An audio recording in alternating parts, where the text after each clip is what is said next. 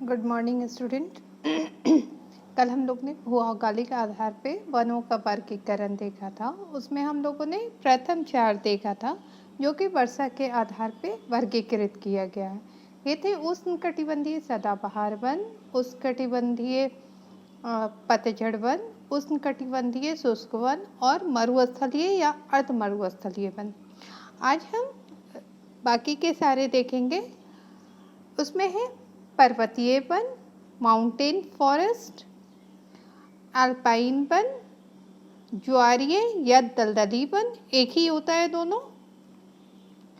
और नेक्स्ट है समुद्र तटीय वन और लास्टली रिवराइन फॉरेस्ट या नदी तटीय वन। तो इसको हम लोग आज देखेंगे। तो सबसे पहले हम लोग देखते हैं पर्वतीय वन। पर्वतीय वन किसे कहते हैं? वैसे वन जो पर्वतों पे पाए जाते हैं उसे पर्वतीय वन कहते हैं। पर्वतीय वन को हम दो भाग इसके दो प्रकार में पाए जाते हैं। एक ट्रॉपिकल सब ट्रॉपिकल हो गया और दूसरा टेम्परेट हो गया। इसमें हम लोग पहले भी पढ़ चुके हैं ट्रॉपिकल और टेम्परेट टाइप का फॉरेस्ट कैसा होता है। तो यहाँ पे क्या होता है ना, ये जो है सबसे पहले तो इसे हिमालय जो माउंटेन है इसको हम लोग दो भाग में बांटते हैं, ईस्टर्न हिमालय फॉरेस्ट और वेस्टर्न हिमालय फॉरेस्ट। ईस्टर्न पूर्वी हिमालय यानी कि आपको नॉर्थ ईस्ट में जो भाग है भारत के नॉर्थ ईस्ट में, जैसे असम हो गया, फिर सिक्किम हो गया, ये इसके हिमालय रीजन। और वेस्टर्न हिमालय रीजन यानी कि जम्मू कश्मीर हो गया, हिमाचल में जो पर्वत पाए जाते हैं, इसके फॉरेस्ट में काफ़ी अंतर होते हैं। इसलिए इस यहाँ के फॉरेस्ट को जो है हिमालयन फॉरेस्ट को या माउंटेन फॉरेस्ट को दो भाग में बांटते हैं, ईस्टर्न हिमालयन फॉरेस्ट और वेस्टर्न हिमालयन फॉरेस्ट, पूर्वी हिमालय का वन और पश्चिमी हिमालय का वन। तो इसको हम लोग एक एक करके देखते हैं। और ये जो दोनों फॉरेस्ट है ये ऊंचाई के साथ साथ यहाँ जो प्रभावित करती है वो वर्षा भी एक फैक्टर है जो काफ़ी प्रभावित करती है दोनों प्रदेश के वनस्पति को। चाहे पूर्वी हिमालय के प्रदेश को देखें या पश्चिमी हिमालय के प्रदेश को देखें, तो दोनों को वर्षा के साथ साथ ऊंचाई भी प्रभावित करती है। तो सबसे पहले हम देखेंगे ईस्टर्न हिमालय के फॉरेस्ट को। ईस्टर्न हिमालय यानी कि पूर्वी हिमालय के वन। तो पूर्वी हिमालय के जो वन है वो कहाँ पाए जाएंगे? असम में पाए जाएंगे, फिर थोड़ा त्रिपुरा, सिक्किम, मेघालय, ये जो नॉर्थ ईस्ट वाले भाग है उधर ही इस प्रकार की वनस्पतियाँ देखने को मिलती है। यहाँ पे जो है ईस्टर्न साइड में जो है वर्षा हमेशा अधिक होती है। जहाँ पे वर्षा 200 सेंटीमीटर से अधिक होती है वहाँ पे जो वनस्पति होती है वहाँ पे उस सघन, ये हम देख सकते हैं, डेंस ट्रॉपिकल फॉरेस्ट पाए जाते हैं। यहाँ पे वर्षा, हम लोगों ने पिछले बार भी पढ़ा था कि वर्षा जहाँ पे अधिक होती है वहाँ पे डेंस फॉरेस्ट पाए जाते हैं, सघन वनस्पति पाई जाती है। और वहाँ की वनस्पति कैसी होती है? एवरग्रीन प्रकार की, यानी कि जो पत्ते नहीं झाड़ते हैं, सालों भर पत्ते बने रहते हैं, हरियाली बनी रहती है। तो यहाँ पे इस प्रकार की वनस्पतियाँ देखने को मिलती है, डेंस ट्रॉपिकल फॉरेस्ट। इस इमेज में हम लोग देख सकते हैं ये काफ़ी सघन है और ये वनस्पति उन्हीं प्रदेशों में मिलती है जहाँ वर्षा जो है 200 सेंटीमीटर से अधिक पाए जाते हैं। तो ईस्टर्न भाग में जो वर्षा होता है ईस्टर्न हिमालयन में, वो जहाँ पे 200 सेंटीमीटर से अधिक वर्षा पाई जाती है वहाँ पे डेंस ट्रॉपिकल फॉरेस्ट मिलते हैं। और यहाँ पे जो मुख्य वृक्ष है, यहाँ पे जो मुख्य वृक्ष हम लोग पिछले बार भी पढ़े थे कि बांस है, बेत है, साथ ही यहाँ दालचीनी के पेड़ भी मिलते हैं। ओक, लॉरेल जो है यहाँ की मुख्य वनस्पति होती है। इसके अलावा हम लोग इस इमेज में देखते हैं कि ये जो है 2400 मीटर की ऊंचाई तक डेंस ट्रॉपिकल फॉरेस्ट मिलता है। लेकिन जैसे हम इससे अधिक ऊंचाई पे जाते हैं तो जो वृक्ष के प्रकार है, वनस्पति के प्रकार है, उसमें बदलाव आता है, चेंजेस आता है। तो इससे ऊपर 24 से उससे जब हम 3600 मीटर की ऊंचाई पे जाते हैं तो यहाँ पे हमको टेम्परेट एवरग्रीन फॉरेस्ट मिलने लगता है। शीतोष्ण सदाबहार वन यहाँ पे मिलते हैं। और ये वनस्पति जो होती है ये कोनधारी प्रकार की होती है, मतलब पेड़ जो होते हैं इस प्रकार के होते हैं, कोन के आकार में, तो इसे कोनधारी वन भी कहते हैं। इसमें हम देख सकते हैं इस इमेज में ये ट्रॉपिकल एवरग्रीन ट्रीज हैं। ये कोन के रूप में दिख रहा होगा कि ऊपर जाके बिल्कुल पतला हो जाता है और नीचे काफ़ी चौड़ा होता है, इसलिए इसे कोनधारी वन भी कहते हैं। इस जो फॉरेस्ट है इसके जो मुख्य वृक्ष है वो ओक है, मेपल है, बर्च है, एल्डर है, पाइन है, स्प्रूस है, जूनिफर है। और इसकी लंबाई बहुत ज़्यादा नहीं होती है, इसकी लंबाई कम होती है। और ये भी वर्षा की मात्रा पर डिपेंड करते हैं। जैसे जैसे हम ऊपर जाते हैं तो वर्षा की मात्रा कमती जाती है। जब हम नीचे थे 1200 से 2400 मीटर तो वहाँ वर्षा अधिक हो रही थी, तो वहाँ पे सघन वनस्पति थी। यहाँ पे ये वनस्पति उतनी सघन नहीं रह पाती है। ये हम देख सकते हैं टेम्परेट एवरग्रीन। यहाँ पे जो हिल स्टेशन अगर हम जाते हैं तो देखते हैं बहुत खूबसूरत खूबसूरत पेड़ पौधे हमें दिखते हैं, तो ये टेम्परेट एवरग्रीन फॉरेस्ट के होते हैं। नेक्स्ट हम लोग पश्चिमी हिमालय के वन को देखेंगे।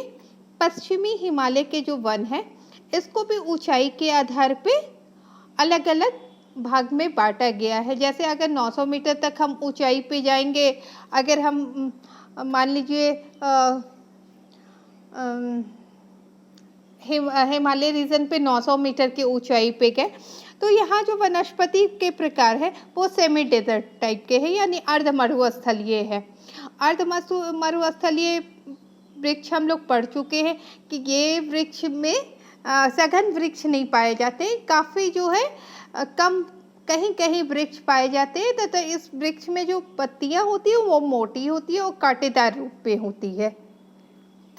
ये हम लोग देख सकते हैं सेमी डेजर्ट। यहाँ पे जो भी वृक्ष पाए जाते हैं अधिकतर झाड़ियों के रूप में पाए जाते हैं और इसकी पत्तियां काफ़ी मोटी होती है और कांटेदार होती है ताकि वाष्पीकरण की क्रिया कम हो सके। साथ ही इस प्रकार के वनस्पति की जो जड़ें होती है वो काफ़ी नीचे तक होती है, काफ़ी लंबी होती है, ताकि वो नीचे से अंडरग्राउंड वाटर को अच्छा से ले सके। नेक्स्ट हम लोग देखेंगे डेसिडुअस फॉरेस्ट। जैसे हम ऊंचाई पे जाना शुरू करेंगे तो वनस्पति के प्रकार जो है बदलते जाएंगे। तो 900 मीटर तक तो हमें सेमी डेजर्ट फॉरेस्ट दिखा।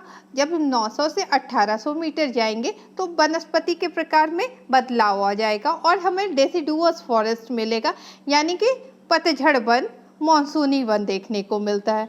तो मॉनसूनी वन हम लोग ने पिछले बार भी पढ़ा है। इस वन में क्या होते हैं, पत्तियां जो है अपने आप झाड़ देती हैं शुरू में, मतलब गर्मी बसंत ऋतु के समय जो है पेड़ जो है अपने पत्तियां को झाड़ देती है, तथा ग्रीष्म ऋतु से प्रारंभ में ये पत्तियां जो पुनः फिर से नई नई पत्तियां और लाल लाल पत्तियां, कोपले हमें देखने को मिलती है।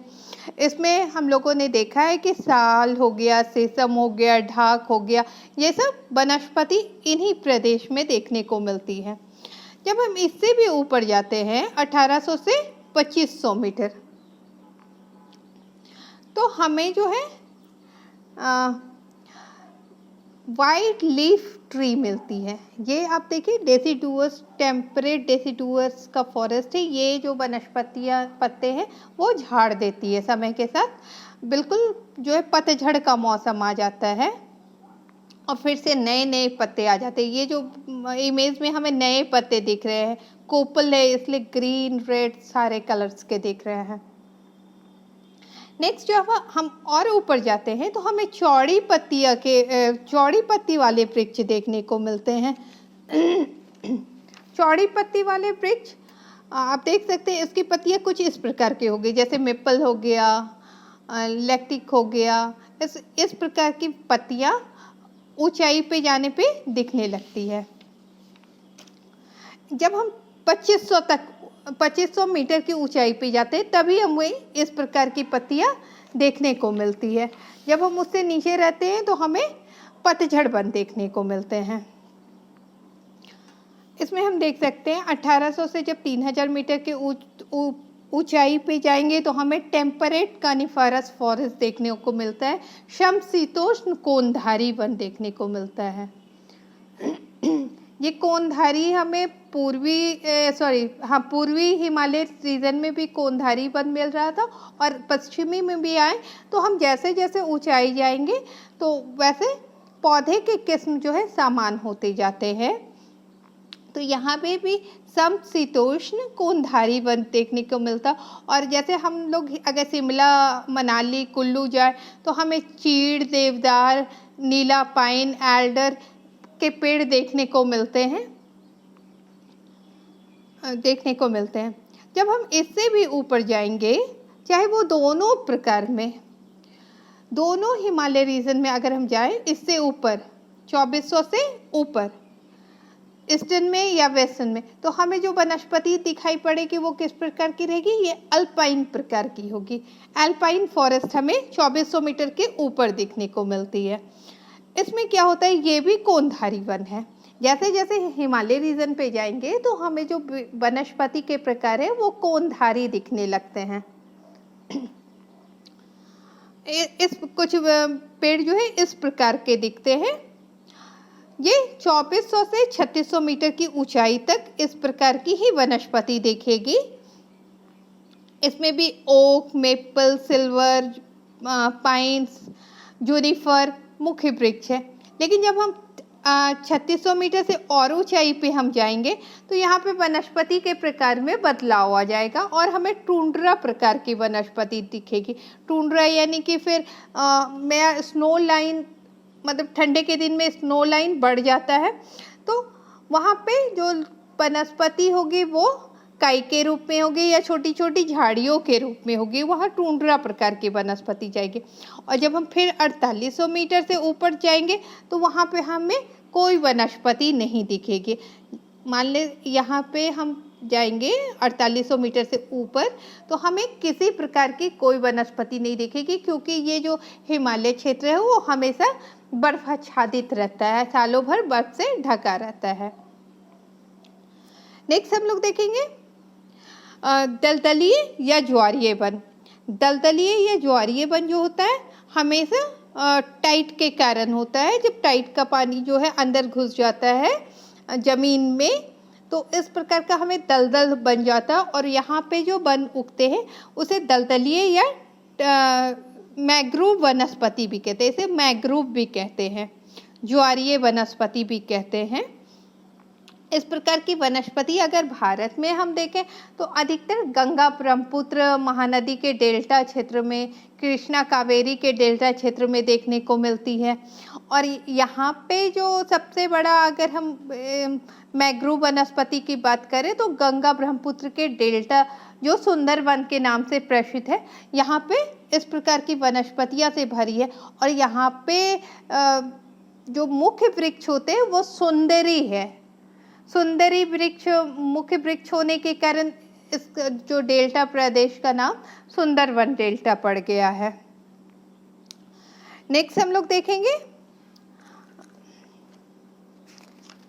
ये आप देख सकते हैं कि ये जो पानी है रिवर का वो अंदर तक प्रवेश कर जाता है कोस्टल एरिया तक, और ये मैंग्रोव वनस्पति के रूप में जाना जाता है। यहाँ पे मुख्य वृक्ष सुंदरी होता है। नेक्स्ट है समुद्र तटीय one, coastal forest. Coastal forest में जो वनस्पति है दो प्रकार से पाए जाते हैं, या तो फिर सदाबहार वन पाए जाते हैं, क्योंकि अगर समुद्र तट से जो है हवाएं आ रही है तो ये आर्द्रता भरी होती है और यहाँ पे वर्षा कराती है कोस्ट लाइन में, तो यहाँ पे सदाबहार वनस्पति भी पाई जाती है। और कहीं कहीं हम देखते हैं कि इन क्षेत्रों में जो है बलुई मिट्टी पाई जाती है, बालू की मात्रा अधिक पाई जाती है, तो वहाँ पे जो वनस्पति है उसमें जो है नारियल हो गया, ताड़ हो गया, इस प्रकार के वनस्पति पाए जाते हैं। और कहीं कहीं सदाबहार वन भी पाए जाते हैं। मतलब यहाँ पे जो कोस्ट लाइन के पास जो है दोनों प्रकार की वनस्पतियाँ देखने को मिलती है, सदाबहार भी और अ, मतलब और तार, और जहाँ रेतीली मिट्टी है वहाँ पे तार, नारियल के वृक्ष भी देखने को मिलते हैं। नेक्स्ट है नदी तटीय वन। लास्ट जो है रिवराइन फॉरेस्ट है। रिवराइन फॉरेस्ट यानी कि नदी के किनारे जो वनस्पति मिलती है, अगर नदी बहती है तो उसके दोनों ओर हमें कुछ वनस्पतियाँ देखने को मिलती है, उसे रिवराइन फॉरेस्ट कहते हैं। इस प्रकार हम देख सकते हैं इमेज में। ये वृक्ष जो है काफ़ी ऊंचे और मजबूत होते हैं, क्योंकि पानी जो है उसको हमेशा सालों भर आपूर्ति होते रहता है, तो इसमें